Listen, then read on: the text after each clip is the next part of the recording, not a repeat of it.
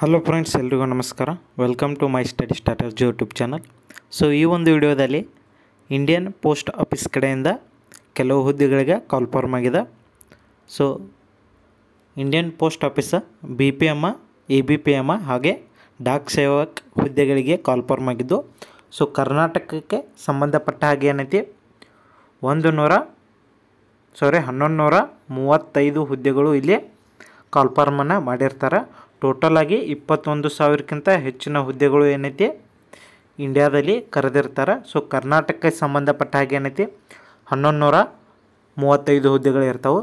So ಈಗಾಗಲೇ ಏನೈತಿ ಇಲ್ಲಿ ಅಪ್ಲಿಕೇಶನ್ ಅನ್ನೋದು ಸ್ಟಾರ್ಟ್ ಆಗಿದೆ. ಇಲ್ಲಿ ನೀವು ನೋಡ್ಬೋದು 10ನೇ ತಾರೀಕಿನಿಂದ ಮುಂದಿನ ತಿಂಗಳು 3ನೇ ತಾರೀಕುವರೆಗೆ ಇಲ್ಲಿ ನೀವು registration and submission of online ಅಪ್ಲಿಕೇಶನ್ನ ಮಾಡ್ಬೋದಾಗಿರ್ತದೆ. ಸೊ ಇಲ್ಲಿ ಒಂದು 23 ದಿನ ಇಲ್ಲಿ ಟೈಮನ್ನು ನಿಮ್ಗೆ ಕೊಟ್ಟಿರ್ತಾರೆ, 20ರಿಂದ 23 ದಿನ. ಸೊ ನಂತರ ನೀವು ಇಲ್ಲಿ ಎಡಿಟ್ ಮತ್ತು ಕರೆಕ್ಷನ್ನು ಕೂಡ ಮಾಡ್ಬೋದು. ಸೊ ಅದು 6ನೇ ತಾರೀಕಿನಿಂದ 8ನೇ ತಾರೀಕುವರೆಗೆ ಇರ್ತದೆ ಮಾರ್ಚ್ನಲ್ಲಿ. ನೆಕ್ಸ್ಟ್ ಇಲ್ಲಿ ನೀವು ನೋಡ್ಬೋದು BPM ಪೋಸ್ಟ. ಸೊ ಅದ್ರ ಬಗ್ಗೆ ಡೀಟೇಲಾಗಿ ಜಾಬ್ ಪ್ರೊಫೈಲ್ ಇದೆ. ಸೊ ನೀವು ಅದನ್ನು ಓದ್ಕೋಬೋದು. ನೆಕ್ಸ್ಟು ಅದೇ ರೀತಿ ABPM ಹುದ್ದೆಗಳಿಗೆ ಸೊ ಇಲ್ಲಿ ಕೊಟ್ಟಿರ್ತಾರೆ, ನೀವು ನೋಡ್ಬೋದು. ಸೊ ಇದು ಜಾಬ್ ಪ್ರೊಫೈಲ್ ಆಗಿರ್ತದೆ, ಏನೇನು ಕೆಲಸ ಇರ್ತದೆ ಅಂತ. ನೆಕ್ಸ್ಟು ಡಾಕ್ ಸೇವಕು. ಸೊ ಡಾಕ್ ಸೇವಕದ ಹುದ್ದೆಯಲ್ಲಿ ಏನೇನು ಕೆಲಸ ಇದೆ ಅಂತಲೂ ನೀವು ನೋಡ್ಕೋಬೋದು. ನೆಕ್ಸ್ಟು ಇಲ್ಲಿ ಸೊ ಸ್ಯಾಲ್ರಿ ಎಷ್ಟು ಇರ್ತದೆ ಅಂತ. ಸೊ ಇಲ್ಲಿ ಸ್ಯಾಲ್ರಿ ಅನ್ನೋದು 12,000ದಿಂದ 29,000ವರೆಗೂ ಇಲ್ಲಿ ನಿಮ್ಗೆ ಬೇಸಿಕ್ ಪೇ ಇರ್ತದೆ. ಇಲ್ಲಿ ನೀವು ನೋಡ್ಬೋದು,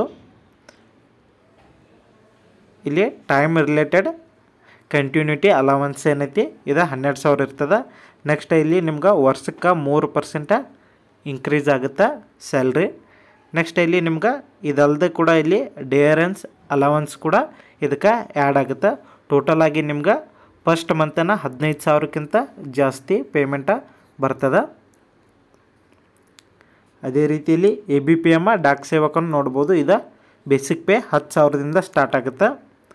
ಇಲ್ಲಿ ಏಜ್ ಲಿಮಿಟ್ ಬಂದು 18 ವರ್ಷದಿಂದ 40 ವರ್ಷದವರೆಗೂ ನೀವು ಜಾಬ್ಗೆ ಅಪ್ಲೈಯನ್ನು ಮಾಡ್ಬೋದು. ನೆಕ್ಸ್ಟ್ ಇಲ್ಲಿ ಏಜ್ ರಿಲ್ಯಾಕ್ಸೇಷನ್ ಸಹ ಅದ, ಇದನ್ನು ಕೂಡ ನೀವು ನೋಡ್ಕೋಬೋದು. ಸೊ ಇಲ್ಲಿ SC/ST ಅಭ್ಯರ್ಥಿಗಳಿಗೆ 5 ವರ್ಷ, OBC ಅಭ್ಯರ್ಥಿಗಳಿಗೆ 3 ವರ್ಷ, ಹಾಗೆ PWD OBC SC/ST PWD ಇಲ್ಲಿ ನೋಡ್ಬೋದು.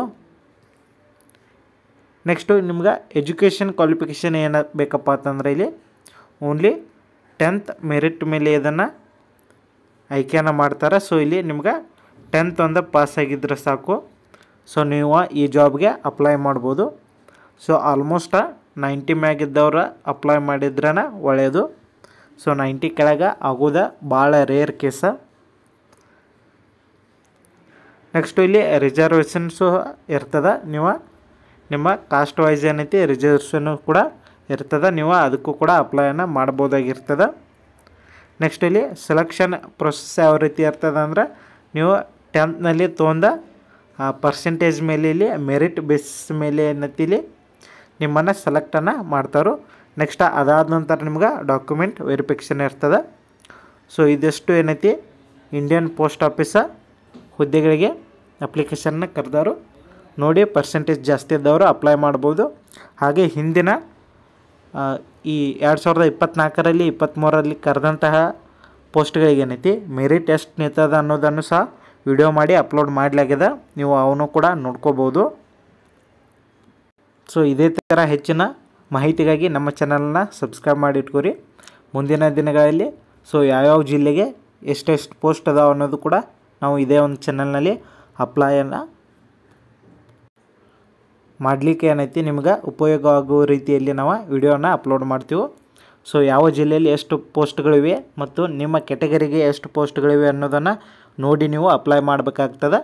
ಸೊ ಇನ್ನೊಂದು 2 ದಿನ ತಡೀರಿ, ನಾ ಆ ವಿಡಿಯೋನು ಕೂಡ ಅಪ್ಲೋಡ್ ಮಾಡ್ತೀನಿ. ನಂತರ ನೀವು ಯಾವ ಒಂದು ಜಿಲ್ಲೆಗೆ ಹಾಕಿದರೆ ಸೂಕ್ತ ಅಂತ ನೋಡಿ ನೀವು ಅಪ್ಲೈಯನ್ನು ಮಾಡ್ಬೋದು.